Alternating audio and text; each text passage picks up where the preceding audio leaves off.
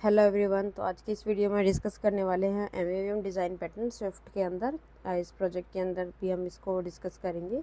सबसे पहले हम थ्योरेटिकल कंसेप्ट देख लेते हैं कि एमवीवीएम होता क्या है। ये एक डिज़ाइन पैटर्न है जो हम अपनी ऐप के अंदर यूज़ करते हैं to create clean, maintain and testable code, कि अपने कोड की टेस्टेबिलिटी को इंक्रीज़ करने के लिए, कोड को मेंटेन करने के लिए और एक क्लीन कोड लिखने के लिए।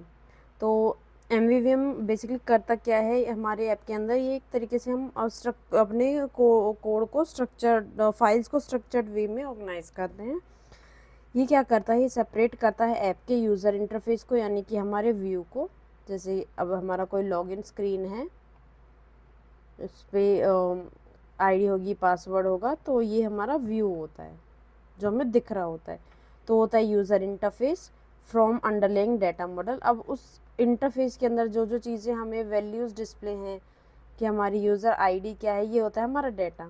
तो इस व्यू को जो लुक एंड फील होता है वो उसके डाटा से सेपरेट करता है। एंड ऑल्सो दो चीज़ें होती हैं, एक व्यू, एक उसमें डिस्प्ले होने वाला डाटा। तो एक डाटा होता है और इसका लुक होता है, उसको लुक को व्यू बोलते हैं, जिसमें डिस्प्ले हो रहा होता है इसे इन्फॉर्मेशन को हम कहते हैं डाटा। एक तीसरी चीज़ होती है इसके अंदर, वो होता है इंटरमीडिएटरी कंपोनेंट व्यू मॉडल। तो यहाँ पे डाटा डिस्प्ले हो रहा है व्यू के अंदर। अब ये डाटा कैसे डिस्प्ले हो रहा है, ये डाटा से व्यू तक पहुँच कैसे रहा है, उसके लिए हम एक नया कंपोनेंट यूज़ करते हैं, वो होता है व्यू मॉडल। व्यू मॉडल क्या करता है, हमारी मैनेज करता है प्रेजेंटेशन लॉजिक को। प्रेजेंटेशन मीन्स वो दिखेगा किस तरीके से दिखेगा, डाटा का फ्लो क्या रहेगा, डाटा हमारा मॉडल से व्यू के अंदर कैसे जाएगा, वो क्या कौन डिसाइड करता है, व्यू मॉडल डिसाइड करता है। इसके कंसेप्ट को डीपली अंडरस्टैंड करते हैं। एमवीवीएम के अंदर तीन मेन कंपोनेंट होते हैं। एक होता है मॉडल, दूसरा होता है व्यू, तीसरा होता है व्यू मॉडल। मॉडल बेसिकली क्या होता है, ये रिप्रेजेंट करता है डाटा को, डाटा को रिप्रेजेंट करता है। डाटा क्या है ये हम आगे डिस्कस करेंगे, और व्यू क्या है, व्यू में क्या क्या चीज़ें आती हैं तो वो हम अभी देखेंगे आगे। अभी फ़िलहाल हम समझते हैं कि जो कंपोनेंट्स हैं ये क्या क्या होते हैं। सबसे पहले ये मॉडल जो रिप्रेजेंट करेगा डाटा को और बिजनेस लॉजिक को ऑफ एप्लीकेशन। एप्लीकेशन का जो बिजनेस लॉजिक है ये उसको रिप्रेजेंट करेगा। डाटा स्ट्रक्चर क्या, data structure, database, network calls और कोई भी कंपोनेंट जो डाटा का मैनेजमेंट कर रहा है वो किसके अंडर में आएगा, मॉडल के अंदर। व्यू के अंदर बेसिकली हमारा यूज़र इंटरफेस लेयर आती है, जो क्या करता है वो यूज़र के साथ इंटरेक्ट करता है, कि यूज़र जब भी क्लिक करेगा किसी बटन के क्लिक पर तो वो आएगा हमारा व्यू के अंदर। इसके अंदर क्या क्या इंक्लूड होते हैं, इसके अंदर आते हैं buttons, labels, text fields, views, जो भी हमारी डिस्प्लेबल होती है स्क्रीन के अंदर, जिसे यूज़र देख सकता है और टच कर सकता है। और ये रिस्पॉन्सिबल होता है for displaying data and capturing user input. ये डाटा को डिस्प्ले करता है और यूज़र का इनपुट, लाइक कोई बटन क्लिक हुआ या यूज़र ने कुछ यूज़र आईडी एंटर कराई, पासवर्ड एंटर कराया, लॉगिन पे क्लिक करने के बाद वो उसको कैप्चर करता है कि ये चीज़ उसने डाली है। तो ये होता है व्यू के अंदर। अब व्यू मॉडल क्या होता है, व्यू मॉडल हमने ऑलरेडी डिस्कस किया था कि एक इंटरमीडिएटरी होता है व्यू के और व्यू मॉडल के बीच में, यानी कि हमारे इंटरफेस के और डाटा के बीच का कंपोनेंट होता है, जो क्या करता है, view model hold the presentation logic and business logic related to view. View model के अंदर व्यू से रिलेटेड बिजनेस लॉजिक होते हैं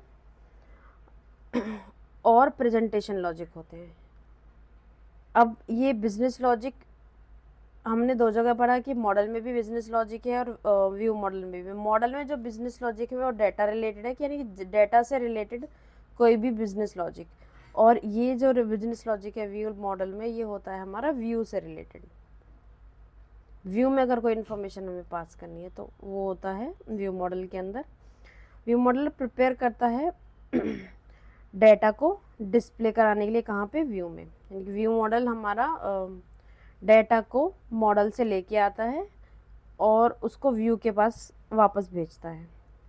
ये यूज़र इनपुट को भी हैंडल करता है, या हम कह सकते हैं कम्युनिकेट करता है हमारा मॉडल के साथ डाटा की मैनिपुलेशन के लिए। व्यू से एक्सेप्ट करता है इनपुट को और मॉडल से डाटा को मैनिपुलेट भी करता है। यानी कि कोई अगर हमें एपीआई कॉल हुई, हमारे पास व्यू से इन्फॉर्मेशन आई कि हमने अपडेट करना है डाटा, तो ये वो भी ये हैंडल करता है। तो भी देखते हैं हम अपना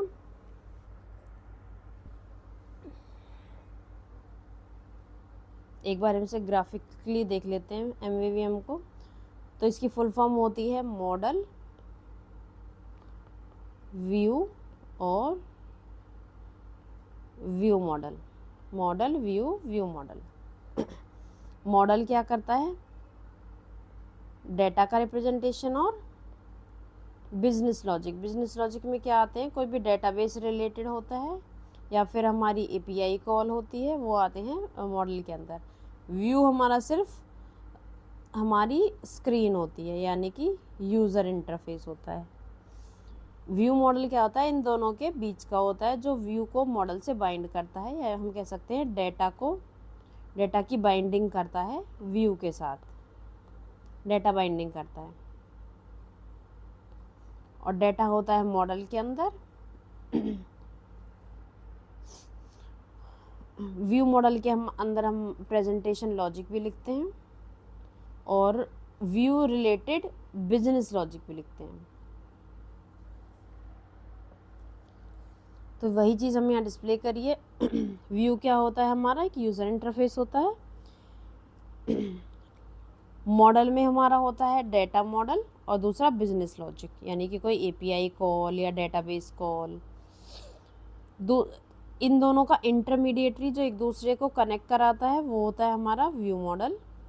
व्यू मॉडल में क्या होती है? हमने प्रेजेंटेशन लॉजिक होते हैं और स्टेट्स होती हैं। मतलब स्टेट मतलब जिससे हमारा इंटरफेस चेंज होगा। यहाँ से इनपुट लेगा और वही इनपुट इसको देगा, जब ये वापस देगा तो वही स्टेट के चेंज के थ्रू वापस व्यू को भी देगा। तो ये होती हैं स्टेट्स। तो व्यू का क्या कर रहा है व्यू मॉडल? डाटा की बाइंडिंग व्यू के साथ, और उसे कमांड यानी कि अपने एक्शंस जो भी हम परफॉर्म करते हैं, यूज़र का इनपुट ले रहा है। तो फिर इससे जब हमारे पास कोई भी डाटा डिस्प्ले के लिए हमारी कॉल आई, एक्शन क्लिक हुआ, वो गया मॉडल के पास, मॉडल से हमारा डाटा आया, उसने डाटा को वापस बाइंड कर दिया व्यू के साथ with the help of states. तो ये होता है एमवीवीएम। ये स्विफ्ट यूआई का कंसेप्ट है। जो भी हमने स्टेट्स वगैरह को डिस्कस किया है, ये हम व्यू कंट्रोलर्स के थ्रू भी कर सकते हैं, स्टोरी बोर्ड के थ्रू। सबसे पहले हम स्टोरी बोर्ड के बारे में डिस्कस करेंगे। एक हमने मॉडल क्रिएट किया। मॉडल क्या? ये क्या है? हमारा डेटा मॉडल। इसके अंदर एक टास्क नाम का ये मॉडल है। इसके अंदर टाइटल है और ये इज कंप्लीटेड एक स्ट्रिंग। ये दोनों क्या है? स्ट्रिंग पैरामीटर है मॉडल के अंदर। देन हमने क्रिएट किया एक व्यू मॉडल। व्यू मॉडल में हमने एक टास्क नाम का एरे बनाया, जो ये मॉडल है, डेटा मॉडल, डाटा को बाइंड करने के लिए।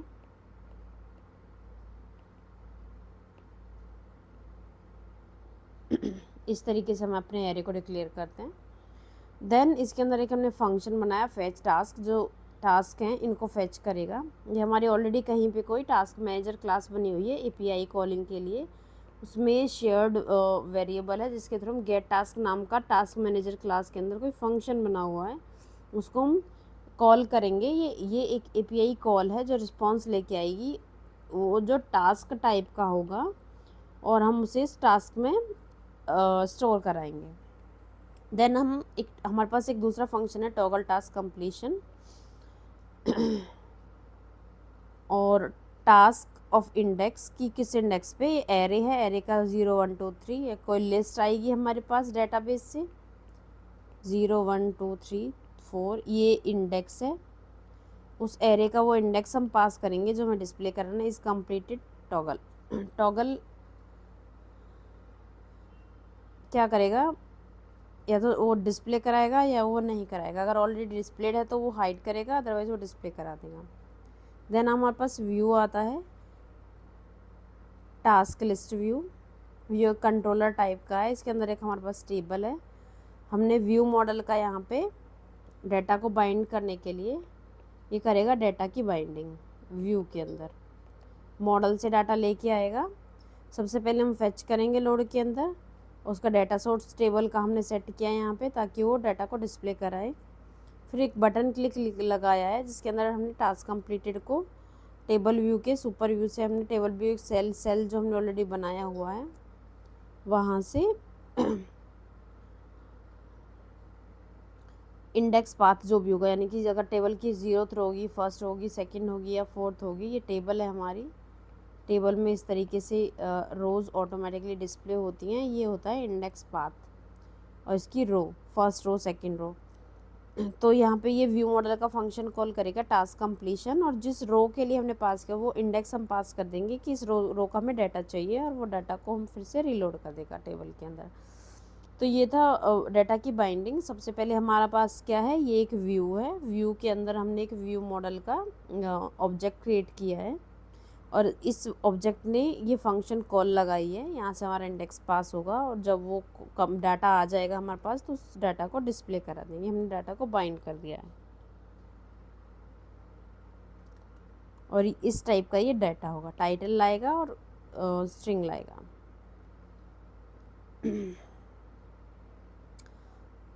अब बात करते हैं इसके एडवांटेजेस की। अभी हम स्विफ्ट यूआई का भी एक प्रोजेक्ट करेंगे इसके अंदर कि हम कैसे एमवीवीएम का स्ट्रक्चर बनाएंगे। सबसे पहले हम बात करते हैं एमवीवीएम ने में से किया, इससे पहले हमारा कौन सा डिज़ाइन पैटर्न हम फॉलो करते थे, एमवीसी मॉडल व्यू कंट्रोलर, जिसके अंदर क्या था, model as it is same होता था, जिसके अंदर हम अपना डाटा बिजनेस लॉजिक के लिए यूज़ करते हैं। व्यू भी सेम था हमारा, इसके अंदर हमारा सिर्फ यूआई था, स्टोरी बोर्ड्स जिसे हम कहते हैं। तीसरा था हमारा कंट्रोलर। कंट्रोलर के अंदर हमारा व्यू का लॉजिक था, यानी कि प्रेजेंटेशन लॉजिक, प्लस हमारा एपीआई कॉल्स भी थी। और जो टास्क हमारा व्यू मॉडल परफॉर्म कर रहा है, यानी कि डाटा की जो बाइंडिंग थी वो भी हमारी कंट्रोलर के अंदर थी। तो ये थोड़ा डिफ़िकल्ट था इसका टेस्ट केसेस लिखना, मेंटेन करना बहुत डिफ़िकल्ट था। अगर हमारा कोई डिफ़िकल्ट व्यू स्ट्रक्चर है तो हमारी स्क्रीन का, तो उस केस में एमवीसी बहुत डिफ़िकल्ट था। तो उसके लिए हमारे पास एमवीवीएम इजी सॉल्यूशन आया। वैसे उसका सॉल्यूशन भी नहीं है, but it is better to use MVVM अगर हमारा बहुत स्मॉल सी कोई एप्लीकेशन नहीं है। अगर हमारा कॉम्प्लेक्स स्ट्रक्चर है तो एमवीवीएम यूज़ कर सकते हैं। तो इसका मेन मोटिव था सेपरेशन ऑफ कंसर्न। इसने क्या किया, इसने इन्फोर्स किया 3 रोल्स को, model, view and view model. अब जो टास्क हमारा व्यू कंट्रोलर कर रहा था, अब हमारा वो व्यू और व्यू मॉडल के अंदर डिवाइड हो गया। The separation make the code base more organised and maintain. तो इससे क्या हो गया, ऑर्गेनाइज हो गया हमारा कोड। अब व्यू मॉडल के अंदर हमारे जो भी हम एपीआई, व्यू सिर्फ क्या करेगा, व्यू का काम है सिर्फ उसको एक्शन परफॉर्म करना, यूज़र का इनपुट लेना और उस इन्फॉर्मेशन को बस पास कर देना व्यू मॉडल को। व्यू मॉडल का काम होगा उस इन्फॉर्मेशन को पास करके मॉडल से डाटा को लेके आना। तो इसका जो मेन मोटिव था वो था सेपरेशन ऑफ कंसर्न। इससे हमारा फिर क्या होगा, टेस्टेबिलिटी ईजी हो जाएगी। MVVM make it easier to write unit test for your application. Mainly जब हमें टेस्ट लिखना होता है व्यू मॉडल के लिए, which contain most of the application logic, क्योंकि ज़्यादातर जो लॉजिक है एप्लीकेशन का वो व्यू मॉडल के अंदर है। और अब हमारा जो यूज़र इंटरफेस है वो और व्यू मॉडल है, दोनों एक डिफरेंट मीन्स उनको आइसोलेट कर दिया गया है, व्यू मॉडल को यूज़र इंटरफेस से, दोनों को अलग अलग जगह पे प्लेस कर दिया गया है। तो इससे हमारी कोड की रीडेबिलिटी भी पे इंक्रीज़ होती है। रीयूजेबिलिटी, व्यू मॉडल्स जो हम पिक्चर में आए हैं उनको हम रीयूज़ भी कर सकते हैं, यानी कि view models are often designed to reusable, कि वो रीयूज़ हो सकें। सेम व्यू मॉडल को हम डिफरेंट व्यू के साथ भी यूज़ कर सकते हैं इफ़ देयर लॉजिक इज़ और data is same in application of different, means application के अंदर डिफरेंट ऐसा हो सकता है कि सेम व्यू को हम 2 से 3 जगह रिपीट कर रहे हैं, यानी कि हम सेम व्यू को अलग अलग प्लेसेस पे डिस्प्ले करा रहे हैं, तो उसके केस में हम व्यू मॉडल को रीयूज़ कर सकते हैं। देन आता है हमारा स्केलेबिलिटी। स्केलेबिलिटी में क्या होता है, MVVM can scale well for large and more complex application. जैसा कि हमने डिस्कस किया था, अगर एमवीसी हम लार्ज एप्लीकेशन के लिए यूज़ करें तो उसे कंट्रोल करना बहुत डिफ़िकल्ट हो जाता है, मैनेज करना। तो एमवीवीएम लार्ज स्केल के एप्लीकेशंस के लिए, कॉम्प्लेक्स एप्लीकेशंस के लिए एक अच्छे स्केल कर सकता है। जैसे जैसे हमारा प्रोजेक्ट ग्रो करता है, ये इसमें नए फीचर्स को ऐड करना बहुत आसान होता है। और ये कैसे आसान होता है वो हम नेक्स्ट प्रोजेक्ट बनाएंगे एक डेमो, तो उसमें देखेंगे। मेंटेनेबिलिटी, तो ये हमारे एडवांटेजेस है। Changes to the user interface और business logic can be made independently. अब अभी क्या होता है, अगर हमारा वैसे हम फॉलो कर रहे होते हैं तो कंट्रोलर, एक ही कंट्रोलर के अंदर हम सब कुछ चेंज कर रहे होते हैं। बट यहाँ पे क्या है, ये हमारे डिफरेंट व्यू डिफरेंट है, मॉडल डिफरेंट है, व्यू मॉडल डिफरेंट है। तो यहाँ इस केस में हम अगर सिर्फ व्यू पर चेंज करना चाह, व्यू में कोई चेंज है तो हम इजीली कर सकते हैं। और सिर्फ व्यू मॉडल में यानी कि बिजनेस लॉजिक में कोई चेंज है या प्रेजेंटेशन लॉजिक में चेंज है तो वो हम इजीली कर सकते हैं, क्योंकि वो all are independent, different different components हैं, इसलिए हम उनमें इजीली चेंज कर सकते हैं। इससे क्या होगा, ये जो बग्स हमारी इंट्रोड्यूस होती हैं उनका रिस्क भी रिड्यूस हो जाता है।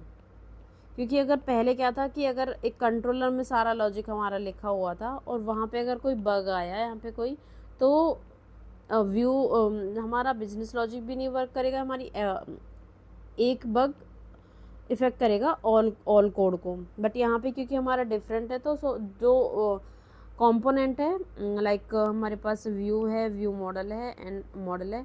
तो व्यू में अगर हमारा कोई बग है तो उससे व्यू मॉडल पर कोई इफेक्ट नहीं होगा, यानी कि हमारे व्यू के लॉजिक्स के प्रॉब्लम से हमारा बिजनेस लॉजिक पे कोई इफेक्ट नहीं होगा। तो इससे बग्स भी रिड्यूस होंगी।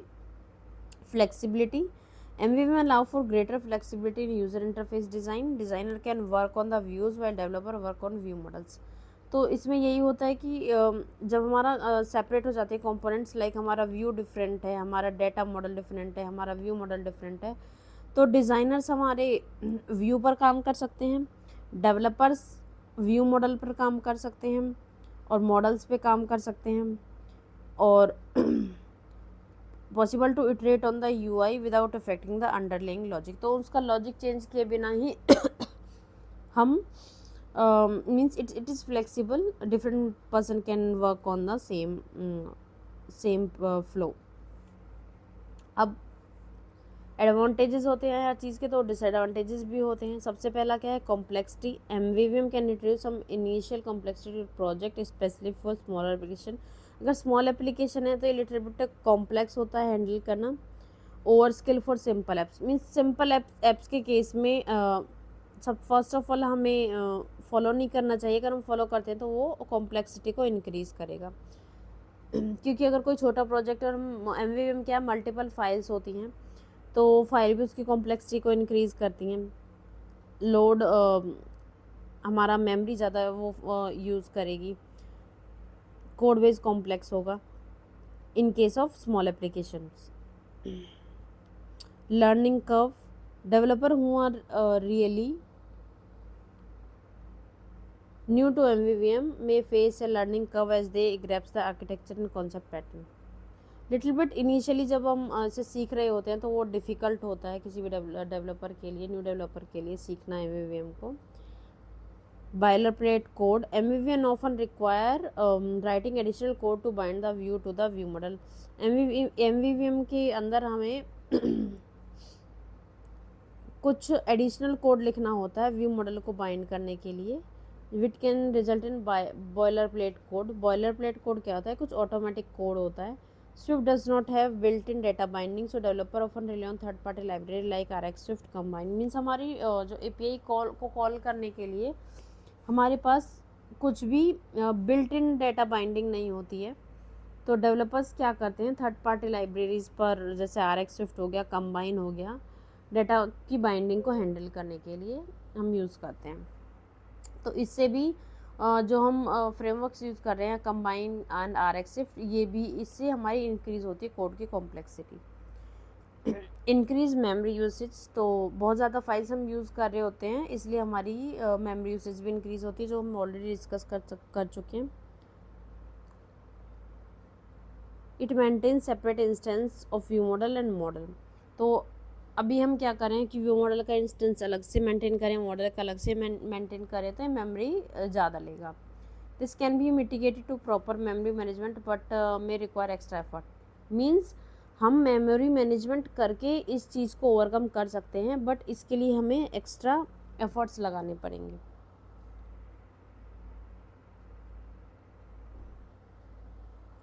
और सेम ओवर इंजीनियरिंग का भी वही मतलब होता है कि हम अगर स्मॉल प्रोजेक्ट के लिए हम एमवीएम यूज़ कर रहे हैं तो ये हमने ओवर इंजीनियरिंग को इस पर अप्लाई किया है।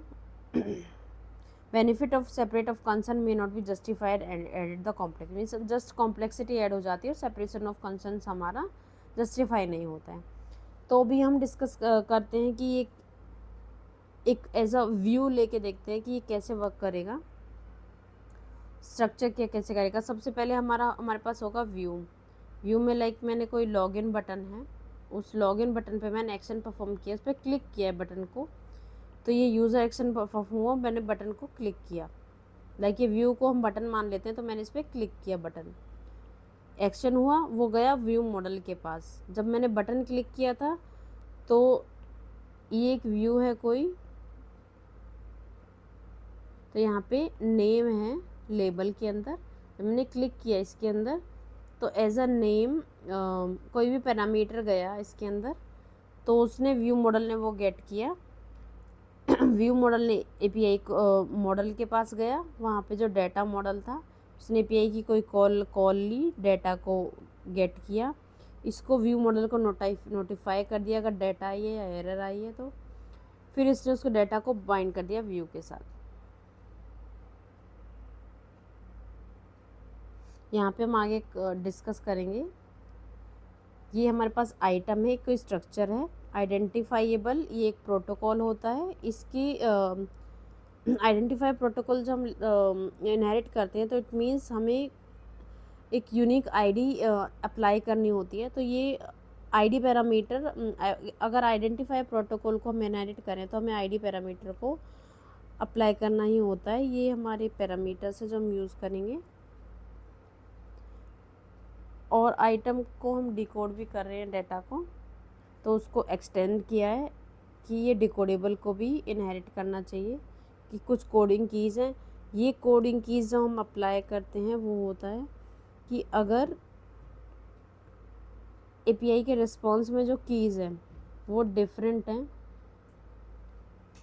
और हम कुछ और यूज़ करना चाहते हैं अपने प्रोजेक्ट के अंदर, तो उसके लिए हम कोडिंग कीज़ का यूज़ करते हैं। ये हमारी एपीआई की है और ये की हम यूज़ कर रहे हैं यहाँ पे अपने प्रोजेक्ट के अंदर। देन हमारा आता है व्यू मॉडल के अंदर हम ऑब्जर्वेबल प्रोटोकॉल को डिक्लेयर करते हैं क्लास की डेफिनेशन से पहले।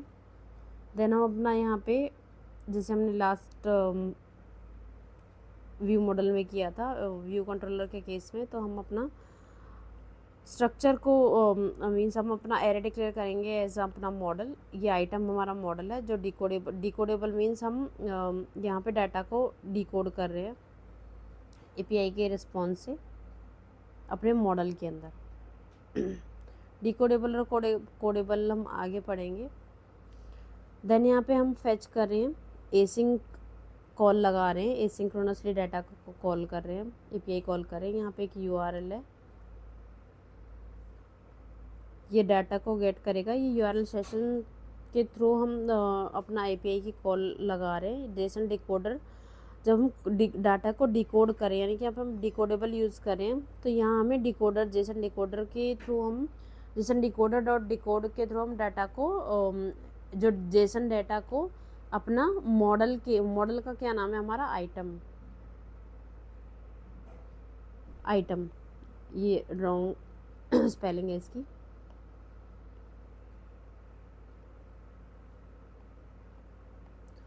तो जेसन डेटा से हम कन्वर्ट करें अपने मॉडल के अंदर, तो जब भी हम जेसन से मॉडल में कन्वर्ट करते हैं तो उस केस में हमें डिकोडेबल यूज़ करना होता है।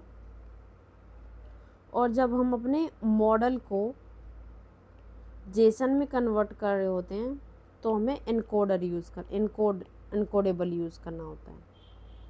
और यहाँ पे जेसन जब हम डिकोडेबल यूज़ करें तो डिकोडर डॉट डिकोड होगा, और जब हम एनकोडर यूज़ करते हैं एनकोडर डॉट एनकोड होता है। फिर हमने क्या किया,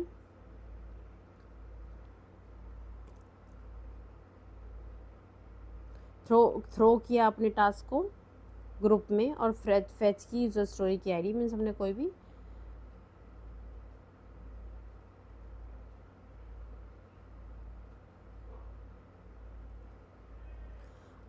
आईडी के थ्रू अपने डाटा को यहाँ पे फेच कर लिया। मीन्स हमने ये सिंपल एक एपीआई कॉल है, वो एपीआई कॉल के स्टेप्स हैं। एपीआई को कॉल कैसे करते हैं प्रॉपरली वो हम दूसरी वीडियो में डिस्कस करेंगे। यहाँ पे सिर्फ हम एमवीएम को डिस्कस करें कि हमने स्टोरीज को फेच किया एसिंक्रोनसली। देन यहाँ हमने आईडी के थ्रू जो हम एपीआई कॉल यहाँ से कॉल लगा रहे हैं इसके अंदर एक और एपीआई कॉल है, दूसरा फेच करेगा, तो हम ये एपीआई कॉल लगा रहे हैं यहाँ पे। ये डिकोडिंग की स्ट्रेटजी यूज़ कर रहा है डिफरेंट। तो सिंपली ये क्या है हमारा व्यू मॉडल अपनी एपीआई की कॉल लगा रहा है।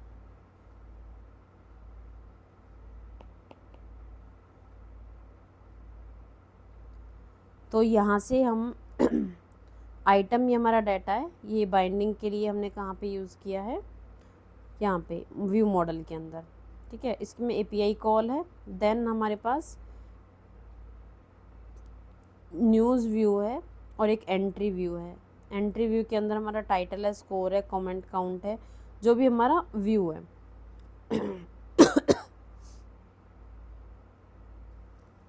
अब इस एंट्री को हम डिस्प्ले करा रहे हैं एक लिस्ट के अंदर न्यूज़ व्यू में।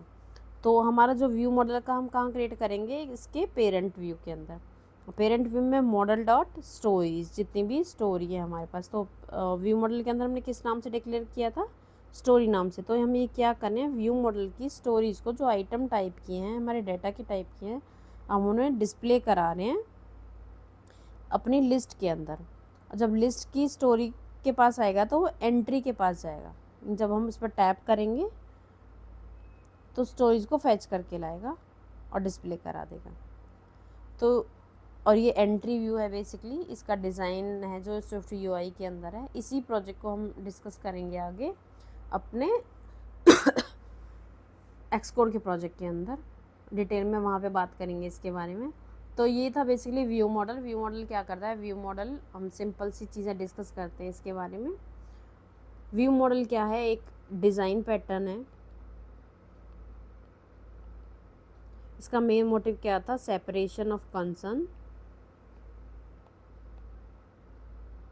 देन इसका थर्ड पॉइंट क्या था कि टेस्टेबिलिटी इंक्रीज़ होती है, और एडवांटेजेस भी हम कह सकते हैं टेस्टेबिलिटी इंक्रीज़ होती है for complex and large projects. Clean code हम लिख सकते हैं, इजीली मेंटेनेबल होता है, डेटा की बाइंडिंग इजी हो जाती है, model and business logic separated from presentation logic and view.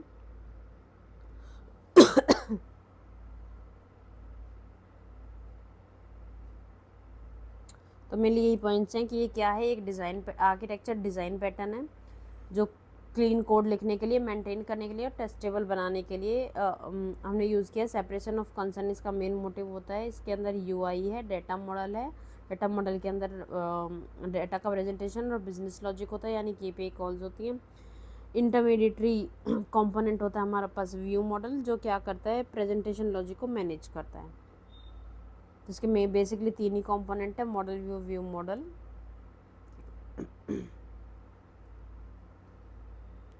ये था हमारा व्यू मॉडल के बारे में। तो नेक्स्ट वीडियो में हम डिस्कस करेंगे, हम एक रनिंग प्रोजेक्ट क्रिएट करेंगे कि कैसे एमवीवीएम को हम प्रोजेक्ट के अंदर फॉलो करेंगे। Thanks for watching this video.